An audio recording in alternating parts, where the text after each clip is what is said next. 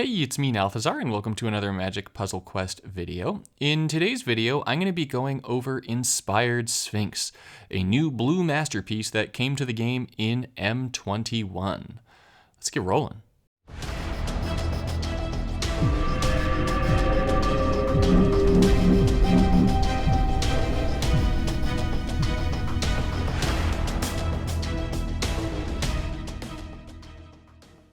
So, Inspired Sphinx is somewhat of a unique masterpiece in that it has an ability that's reliant on your mana bonus to blue. So, it's an 8/8 flyer for 24 mana, and when it enters the battlefield, you draw X cards and create X Thopter tokens, where X is your blue mana bonus.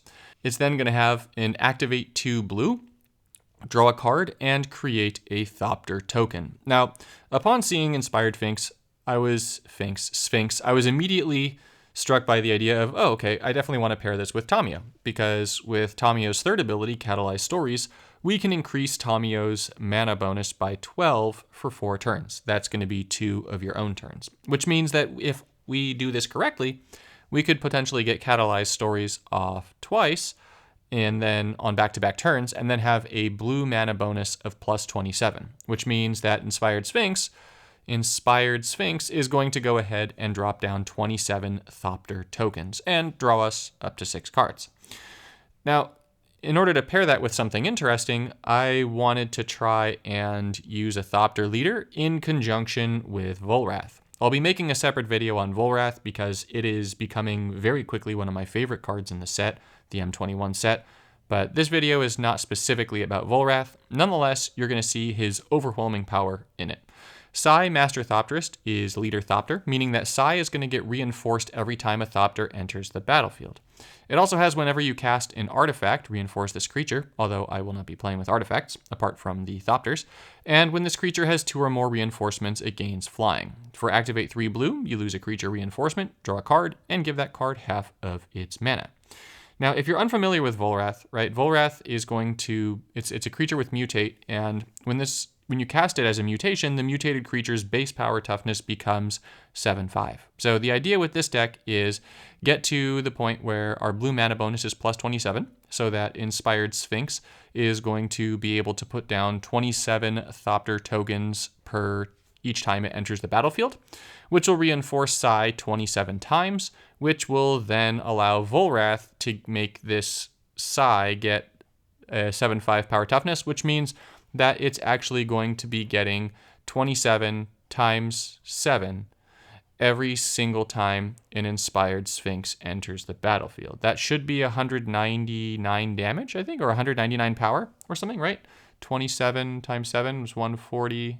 189. It's 189 power per Sphinx, which is pretty cool. So that's what I'm running here. Now, because Sai is a legacy card, I had to run a legacy deck, and because I had to run a legacy deck, you're going to see some legacy staples in the form of Blue Sun Zenith, some of the green converters in Rishkar's, Nissa's, and Seasons Past.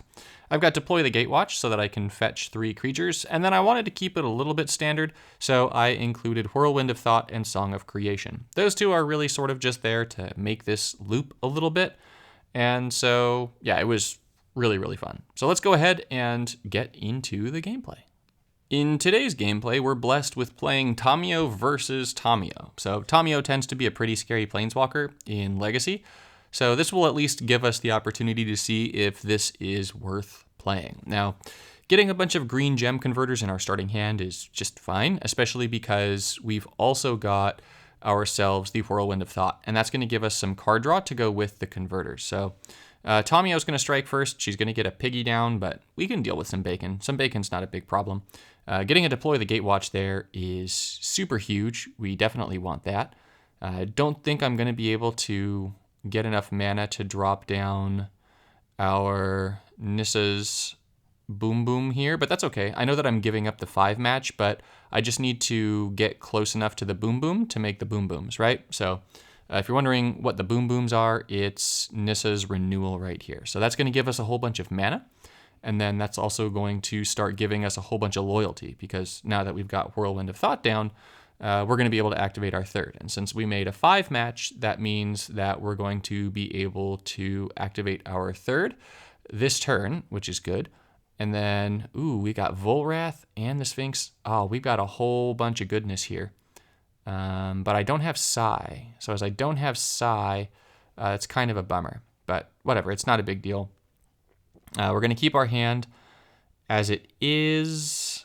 And then, let's see, our mana bonus is pretty darn high. I'm going to lock down the Volrath here just because I do want to make sure that I am reinforcing Psi. You're going to see my my volume shift around a little bit. It's because my phone is... I got a new phone, and my old phone, which was broken and doing this, apparently it's something to do with the software, and I have to figure out what it is that's doing that, because now my new phone is doing that too. So I have a brand new phone, and it's still doing it. It's driving me crazy. But that's another story for another time. So we've got Psi down, which is great. He's going to go all Gangnam style on this other Tamiyo, because this particular Psi is way better than anything that other Tamiyo is going to get down, because I've got that frozen Volrath in my hand. So I can go ahead and play Volrath, mutate it onto Psi, and then Psi is going to start dancing all up in this other Tamiyo's business, because let's face it, other Tamiyo's not going to be able to withstand 200 and some odd, or 189 power of reinforcements for every single Sphinx that comes out. So here you're going to see him go from 21 power to 147 power. We're going to go ahead and give -1/-1 to the pig. Oh man, and our random evergreen is double strike, just to balance things out. That's definitely the right way of doing this. And then we're going to go ahead and make a match. Let's see, I don't really want to lose my supports, so I'm not going to make the white match on the bottom. My phone is going to once again be a monster. The pig is going to get that. Yeah, that's not a big deal. We don't care about losing Volrath. Volrath isn't what's swinging anyways. We're going to be swinging with Psi. So we're going to use our third one more time. It's just going to keep our blue mana bonus where we want it at. And then, let's see. Yeah, we want deploy for sure. And then I'm not going to let this loop. So if this does get to the loop timer, I'm actually just going to hit no. So that you guys don't have to sit through it. Tamiyo is obviously going to die this turn. There's nothing she can do about it. But I do want to see another Sphinx or two come down, just so that we can see that 189 power added to Psi here. So we definitely have a Deploy the Gatewatch in hand. And I'm hoping that one of the 3 creatures at least is going to be a Sphinx. And okay, so one is. That's good. So here you're going to get to see Psi just start getting massively powered up, right? And if all of these reinforcements all took place at once, then I would definitely be down to just make these go into like the 100,000s. But because that's not the case, and because I am going to respect your time, I'm only gonna have maybe one more deploy come down, and then I'm gonna hit no on the loop timer.